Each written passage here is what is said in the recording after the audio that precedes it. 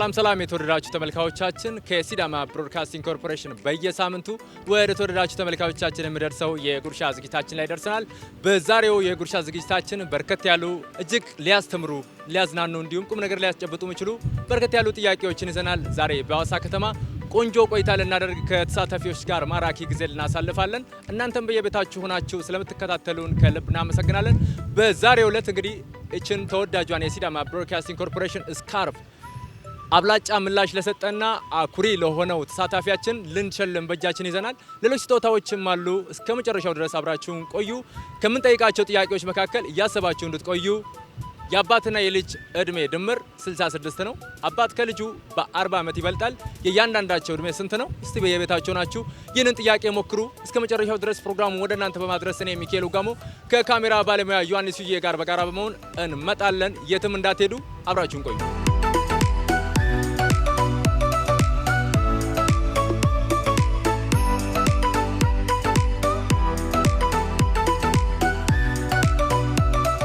የተወሰኑ ጥያቄዎችን ልጠይቅ፣ የተሻለ ከመለስክ ደግሞ ልሸልም። የአባትና የልጅ እድሜ ድምር 66 ነው። አባት ከልጁ በ40 ዓመት ይበልጣል። የእያንዳንዳቸው ስንት ይሆናል? አላውቅም። ይለፈኝ። የአባትና የልጅ እድሜ ድምር 66 ነው። አባት ከልጁ በ40 ዓመት ይበልጣል። የእያንዳንዳቸው እድሜ ስንት ይሆናል? የአባት 40 የልጅ 20። የልጅ 20? አዎ 60 ሊሆን ነው። 66 ብለናል። የሁለቱ ድምር 66 ነው። 26 ይሆናል። የልጅ 26 እና 40። አዎ የኔ 20 እና 30 20 እና 30 50 ሊሆን ድምሩ ምን ስንት መሆን አለበት? 66 መሆን አለበት። ድምሩ 66። እሺ 25 እና 35 እና 35 60 ሊሆን እኮ 60 ነው መሆን አለበት። 66 ነው የሁለቱ ድምር። የአባትና የልጅ እድሜ ድምር 66 ነው። እሺ 26 እና 30 አባትና ልጅ የእድሜያቸው ድምር 66 ነው። እሺ አባት ከልጁ በ40 ዓመት ሙሉ ይበልጣል። የእያንዳንዳቸው ስንት ነው? ከ44 ከ66 ነው ያልከኝ። አንድ ላይ 66 አንድ ላይ ከ66 44 ሲቀነስ ስንት ነው? በ40 ዓመት ሙሉ ይበልጣል አባት። በእናትህ አላውቅም። አባትና ልጅ የእድሜያቸው ድምር 66 ነው። የአባትና የልጅ ማለት ነው። ድምሩ 66 ነው። አባት ከልጁ በ40 ዓመት ይበልጣል። የእያንዳንዳቸው እድሜ ስንት ነው የሚሆነው?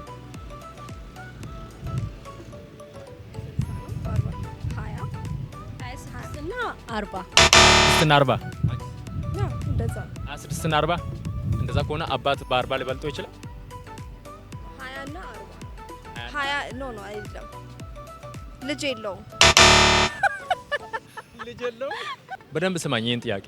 አባትና ልጅ የእድሜያቸው ድምር 66 ነው። አባት ከልጁ በ40 ዓመት ይበልጣል። 66 ነው። ስማኝ በደንብ የሁለቱ እድሜ ድምር 66 ነው።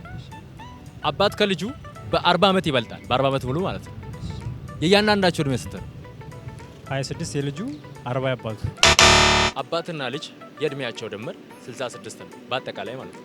አባትና ልጅ አባት ከልጁ በ40 ዓመት ይበልጣል። የእያንዳንዳቸው እድሜ ስንት ነው?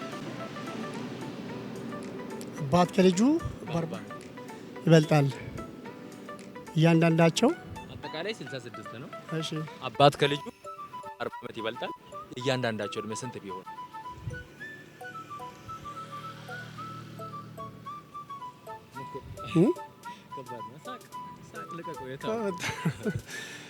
ከባድ ነው ብቻ እያንዳንዳቸው አመት 40 ይበልጣል። 23 አባትና ልጅ የእድሜያቸው ድምር 66 ነው። አባት ከልጁ በ40 ዓመት ይበልጣል። የእያንዳንዳቸው እድሜ ስንት ነው? አባትና እናት አባትና ልጅ የእድሜያቸው ድምር 66 ነው። አባት ከልጁ በ40 ዓመት ይበልጣል። ቶታሉ 66 ነው ብያለሁ። እያንዳንዳቸው ስንት ነው? 66 ነው ቶታሉ። የአባቱ 40 ነው። በ40 ይበልጣል። በ40 ሳይሆን በ40 ይበልጣል። እስክሪፕቶና ወረቀት እየሰራው ነው።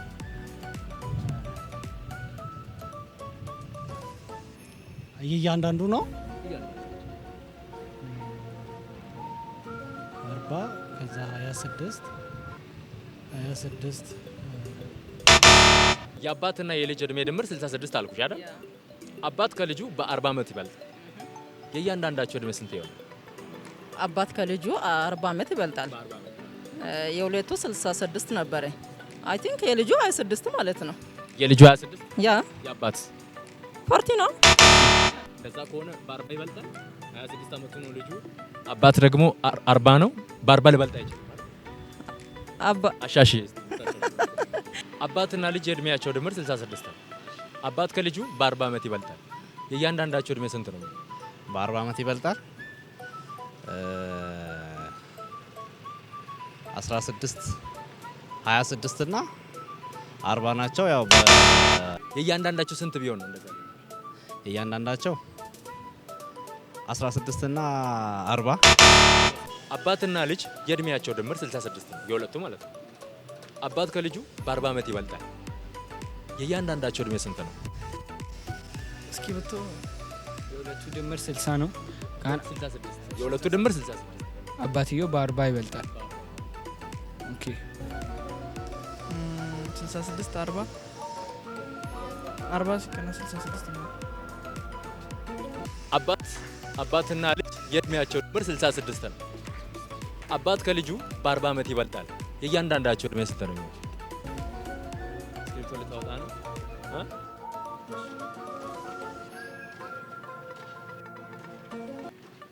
ዴሪቬቲቭ ምናምን ካልኩሌሽን ምናምን የልጅየው እድሜ 26 የልጅየው እድሜ 26 የአባት 53 ሊሆን ነው። 63 ነው ድምሩ ነው 66 ነው 13 እና 53 አባትና ልጅ እድሜያቸው ድምር 66 ነው። አባት ከልጁ በ40 ዓመት ይበልጣል። የእያንዳንዳቸው ስንት ነው? አባት ከልጁ በ40 ዓመት ከበለጠ 40 እና 26 40 እና 26 አባት 40 ልጅ 26 66 አባትና ልጅ የእድሜያቸው ድምር 66 ነው። የአባትና የልጅ ድምር ማለት ነው። የእድሜያቸው ድምር 66 ነው። አባት ከልጁ በ40 ዓመት ይበልጣል። የእያንዳንዳቸው እድሜ ስንት ነው? ቶታሉ 66 ነው። የአባትና የልጅ ማለት ነው። የሁለቱ ድምር የሁለቱ እድሜ ድምር 66 ነው። አባት ከልጁ በ40 ዓመት ይበልጣል። የእያንዳንዳቸው ስንት ነው የሚሆነው? 30 የልጁ 25 የልጁ 25 የአባት 40 65 ነው። የልጁ 30 ከሆነ የአባቱ ደግሞ 45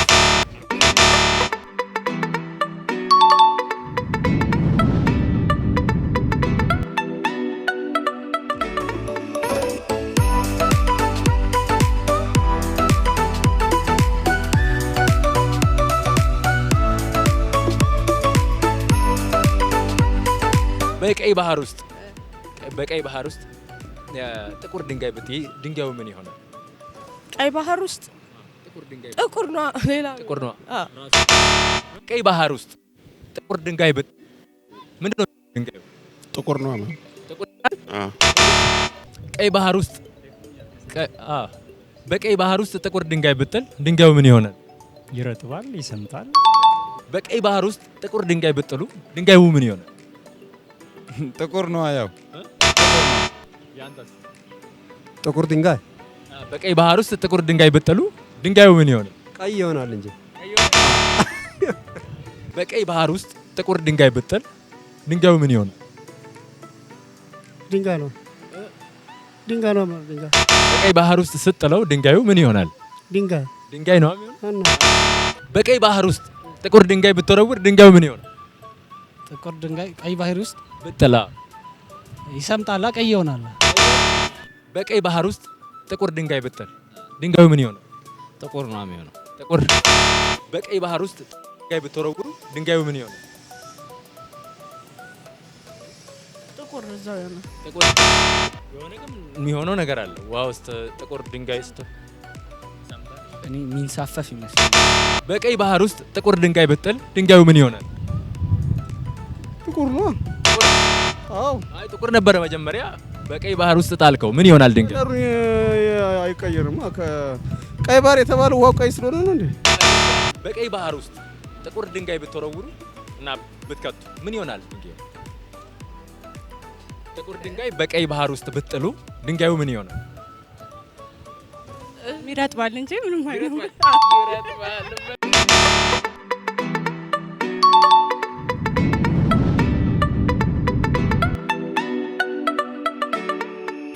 የተከበራችሁና የተወደዳችሁ ተመልካቾቻችን እጅግ በጣም አዝናኝና አስተማሪ ቆይታ ያደረግን ነው። ዛሬ በሐዋሳ ከተማ ተሳታፊዎቻችንም እንግዲህ በጣም በሚገርም ሁኔታ የተሳተፉ ይገኛሉ። 2 ጥያቄዎችን ጠይቀናል። 2 ተጨማሪ ጥያቄዎች ይቀሩናል። የትም እንዳትሄዱ አብራችሁን ቆዩ። አሁን የምንጠይቀው ጥያቄ በቤታችሁ ሆናችሁ እንድትሞክሩት በግራ እጃችሁ እንደፈለጋችሁ የምትይዙት የምትጨብጡት በቀኝ እጃችሁ ደግሞ የማትነኩትና የማትይዙት ምንድነው ብለን ልንጠይቅ ነው። እስቲ እናንተም የቤታችሁ ሆናችሁ ሞክሩ። ሁሉንም ጥያቄ ለመለሰ ግን የሲዳማ ብሮድካስቲንግ ኮርፖሬሽን ስካርፕ እንሸልማለን። እስካሁን ሙሉ የመለሰ የለም። አብራችሁን ቆዩ። በግራ እጅ በቀላሉ የምትይዘው ቀኝ እጅ ግን በፍጹም የማትይዘው ነገር ምንድነው? ከሰውነት አካል ምን? በግራ እጅ ትይዘዋለህ እንደፈለግ በቀላሉ ትይዘዋለህ። በቀኝ እጅ ግን በፍጹም አትይዘው። ግራ እጄን ነው። ግራ እጄን በግራ እጅሽ ብቻ የምትነኪውና የምትይዥው በቀኝ እጅሽ በፍጹም የማትይዥው የሰውነት ክፍልሽ በግራ መያዝ ማትችይው ለምሳሌ እንዲህ ተንጠራርጠን ምናምን ግራ እጄን ራሱ በግራ እጅሽ ትይዥዋለሽ፣ ትነኪዋለሽ። በቀኝ እጅሽ ግን አትይዥው። ወይኔ አንተ ምን አይነት ሰው ነው? እንየርኩት እንጂ ያው ነው በቃ ራሱን ነው። ራሱን ምን ራሱን እጄን ነው ልነካማል። ቀኝ እጁን ራስ በግራ እጅ የምትነካው መንካት የምትችለው በግራ እጅ መያዝ የምትችለው በቀኝ እጅ ግን ማትነካው ማትይዘው ነገር ከሰውነት ክፍል መያዝ ማትችለውን ያልኩ በግራ መያዝ ማልችለው አራ ወይስ በቀኝ? በግራ እንደፈለክ ትይዘዋል። በቀኝ ግን ማትይዘው በቀኝ ማልይዘው ከባድ ነው። እኔ እንጃ። በግራ እጃችሁ በቀላሉ የምትይዙት ነገር በቀኝ እጃችሁ ግን በፍጹም ማትይዙት ነገር አለ። ምንድነው እሱ? ከሰውነታችን ክፍል በግራ እጃችሁ በቀላሉ ትነኩታላችሁ፣ ትይዙታላችሁ። በቀኝ እጅ ግን በፍጹም አትይዙት። ሞክሩ።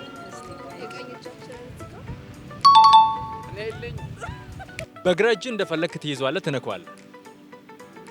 በቀኝ እጅ ግን አትይዘውም፣ አትነካውም። ምንድነው እሱ? ሰውነት በግራ እጅ የምትነካው መንካት ትችላለህ። በግራ እጅ ማለት ነው እንደፈለክ ትነካለህ። በቀኝ እጅ ግን አትችለውም። ምንድነው እሱ? አይሆንም። ለምሳሌ እንደዚህ አይነት እንደዛ እንደማለት ነው። አትችልም። ምንድነው? ጀርባ በግራ እጅ በቀላሉ የምትይዘው በቀኝ እጅ ግን በፍጹም የማትይዘው ነገር ምንድነው? በግራ እጄ በቀላሉ የሚይዘው በቀኝ እጄ ግን በፍጹም አልይዘው።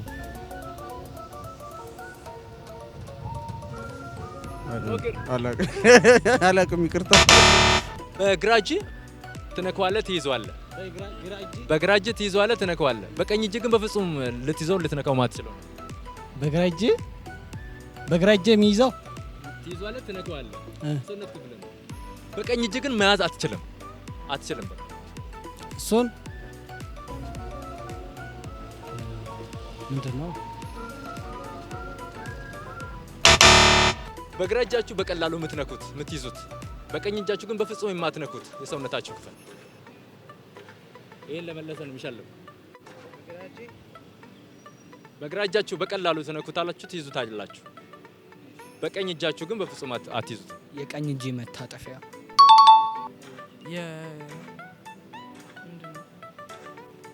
የዚህኛው በቀኝ እጃችሁ የራሳችሁን የቀኝ እጅ መንካት አትችሉም፣ መታጠፊያው። ስለዚህ የተሻለ የመለሰ እሱ ነው ማለት ነው። ስልክ አለክ? ሞባይል ካርድ። እሺ፣ እናንተ ደግሞ ስለተሳትፏችሁ ቸኮሌ። በግራ እጃችሁ ብቻ የምትይዙት በቀኝ እጃችሁ በፍጹም የማትይዙት ምንድነው? ያካላችሁ ክፍል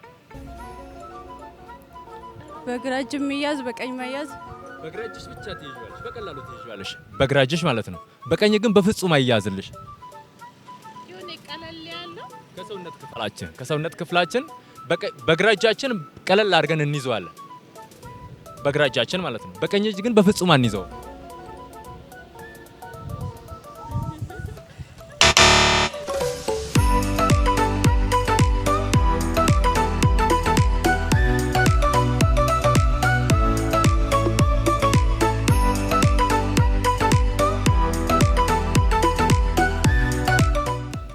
ብቻ የሚገኙ ብርቅዬ እንስሳት ውስጥ ቢያንስ ሶስቱን ከቻል፣ ካልሆነ ደግሞ ሁለት ጥቀስ። ዋሊያ፣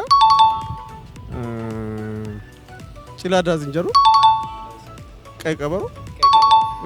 በኢትዮጵያ ብቻ የሚገኙ ብርቅዬ እንስሳት ኢትዮጵያ። ጭላዳ ዝንጀሮ፣ ቀይ ቀበሮ፣ ቆርኪ፣ ዋሊያ የሚኒሊክ ድኩላ። በኢትዮጵያ ብቻ የሚገኙ ብርቅዬ እንስሳት የዱር እንስሳት ዋሊያ ዋሊያ ቤክስ ከዛ ይሄ ዘብራ። በኢትዮጵያ ብቻ የሚገኙ ብርቅዬ እንስሳት በኢትዮጵያ ብቻ ሌላ ቦታ ማይገኙ ቢያንስ ሶስት ብትችሉ፣ ካልሆነ ደግሞ ሁለት ጥቀሱልኝ። በኢትዮጵያ ብቻ የሚገኙ ብርቅዬ እንስሳቶች በኢትዮጵያ ብቻ በሀገራችን በኢትዮጵያ ብቻ የሚገኙ ብርቅዬ እንስሳቶች የዱር እንስሳት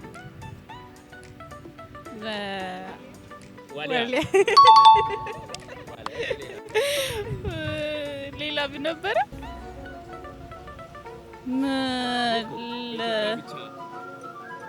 በሀገራችን በኢትዮጵያ ብቻ የሚገኙ ምን ነበረ? ለምለም አንዱ አባ ኮዳና በኢትዮጵያ የሚገኙ ብርቅዬ እንስሳት ከኢትዮጵያ ውጭ የማይገኙ ማለት ነው። ቢያንስ ሁለት ወይ ሶስት። ኢትዮጵያ ውጪ የማይገኙ ኢትዮጵያ ውስጥ ብቻ የሚገኙ ብርቅዬ እንስሳቶች የዱር እንስሳት ማለት ነው። ቢያንስ ሁለቱን ከቻልሽ ደግሞ ሶስት። ብርቅዬ እንስሳ በኢትዮጵያ ውስጥ የሚገኙ ውጭ ሀገር ያልኖሩ ማለት ነው። ውጭ ሀገር የሌሉ ኢትዮጵያ ብቻ የሚገኙ አንበሳ ኢትዮጵያ ውስጥ ብቻ የሚገኙ ከአይጥ ውጭ ሌላ የለም። ምን በኢትዮጵያ ብቻ የሚገኙ ብርቅዬ እንስሳት ቢያንስ ሶስቱ ነገር። አንደኛ ዋሊያ፣ ሚኒሊክ ድኩላ እና ጭላዳ ዝንጀሮ። በኢትዮጵያ ብቻ የሚገኙ ብርቅዬ እንስሳት አሉ አይደል? የዱር እንስሳት ቢያንስ ሶስት ትጥራለኝ፣ ሁለት ወይ ሶስት።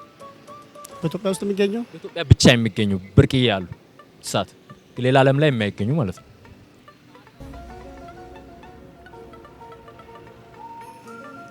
ከባድ ነው። አበላ በኢትዮጵያ ብቻ የሚገኙ ብርቅዬ እንስሳት የዱር አራዊት ማለት ነው። በኢትዮጵያ ብቻ የሚገኙ ከቻላችሁ ሶስት ጥቀሱልኝ፣ ካልሆነ ደግሞ ሁለት። ዋሊያና ቀይ ቀበሮ። ዋሊያ፣ ቀይ ቀበሮ፣ ጭላዳ ዝንጀሮ። ጭላዳ ዝንጀሮ፣ ቀይ ቀበሮ። በቃ በኢትዮጵያ ብቻ የሚገኙ ብርቅዬ እንስሳቶች አሉ አይደል? የዱር እንስሳት እነማን ናቸው? ዋሊያ እና እኔ ይሄ ለየት ያለ ጥያቄ መልስ ነው። ኢትዮጵያ ውስጥ ብቻ ነው የምትገኙ? አዎ። ሌላ ቦታ የለሽ? የለውም። ዋው ነይ ቴንኪው በጣም ስለተሳትፎሽ። ልሸልምሽ ግን የሆነ የሚገርም ምላሽ መልስ። በኢትዮጵያ ብቻ የሚገኙ ብርቅዬ እንስሳት አሉ አይደል? እነማን ናቸው? እስቲ ቢያንስ ኒያላ ይባላል። ኒያላ ነው እንደዛ ይባላል። እሺ ሌላስ? አላውቅም። በኢትዮጵያ ብቻ የሚገኙ ብርቅዬ እንስሳት ቢያንስ ሶስት። ቀይ ቀበሮ፣ ዋሊያ ቤክስ፣ የሚኒሊክ ድኩላ፣ ጭላዳ ዝንጀሮ። ና በኢትዮጵያ ውስጥ ብርቅዬ የሚባሉ እንስሳቶች አሉ አይደል? በኢትዮጵያ ብቻ የሚገኙ እነማን ናቸው? ዋሊያ፣ ይሄ ምን ነበር? ጥንቸል። ዋሊያ ነው፣ ሌላ አላውቀውም። ዋሊያ ነው። ዋሊያ፣ ቀይ ቀበሮ፣ ጭላዳ ዝንጀሮ፣ የሚኒሊክ ድኩላ ምናምን ባሉ በእኛ ሀገር ብቻ የሚገኙ ናቸው። የአባትና ልጅ ያልኳችሁ ደግሞ 53 እና 13 ነው። 53 እና 13 ነው። አባት 53 ልጅ 13 66 አይሆንም? ስትደምሩት በ40 ዓመት ይበልጠዋል ማለት ነው። ማለት በፈለከው ደምሬ እንደዛ ልታመጣው አችልም። ለምሳሌ አባት በ40 ይበልጣል ብለናል አይደል? አባት በ40 ይበልጣል። አባት ደግሞ በ40 ሊበልጥ የሚችለው እድሜው 53 ከሆነ ነው። ልጅ ደግሞ 13 ከሆነ ቶታሉ ስትደምሩ 66 ይመጣል። ስለተሳትፏችሁ ከልብ አመሰግናለሁ።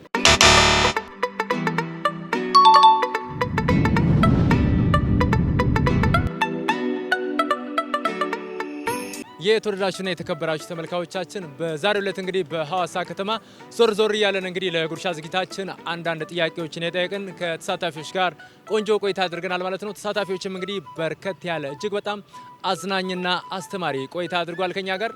አንዳንዶቹ እንግዲህ አስገራሚ ምላሾችንም የሰጡን አሉ ማለት ነው። እስካሁን ድረስ እየሸለምን ለተሳታፊዎች እንደ ምላሻቸው መጠን እየሸለምን አብረናቸው ቆይታ አድርገናል። እችኛዋን ስካርብ ግን አራቱንም ጥያቄ ለመለሰ እንሸልማለን ብለን አስቀድመን በመግቢያችን እንደገለጽንላችሁ እስካሁን ድረስ አራቱንም ጥያቄ የመለሰልን አካል የለም ማለት ነው። በቀጣይ ሳምንት እንግዲህ ይህንን ራሱን ስካርብ አራት ጥያቄ ጠይቀን ከተሳታፊዎቻችን ሙሉ በሙሉ የመለሰውን አይተን የምንሸለም ነው የሚሆነው። እስካሁን ድረስ ስትከታተሉን ስለነበረ በየቤታችሁ ናችሁ ቆይታችሁን ከኛ ጋር ስታደርጉ ስለነበረ ከልብ እናመሰግናለን። የጉርሻ ፕሮግራማችን እዚህ ጋር ሊያበቃ ነው። ፕሮግራሙን እስከ መጨረሻው ወደ እናንተ በማድረስ እኔ ሚካኤል ጋሞ ከካሜራ ባለሙያ ዮሐንስ ዩዬ ጋር በጋራ በመሆን ወደ እናንተ መጣን። በቀጣይ ሳምንት በሌሎች ጥያቄዎች ሌላ ቦታ እንገናኛለን። ለዛሬ ግን ሰላም ሰንብቱልኝ። ቸር ሳምንት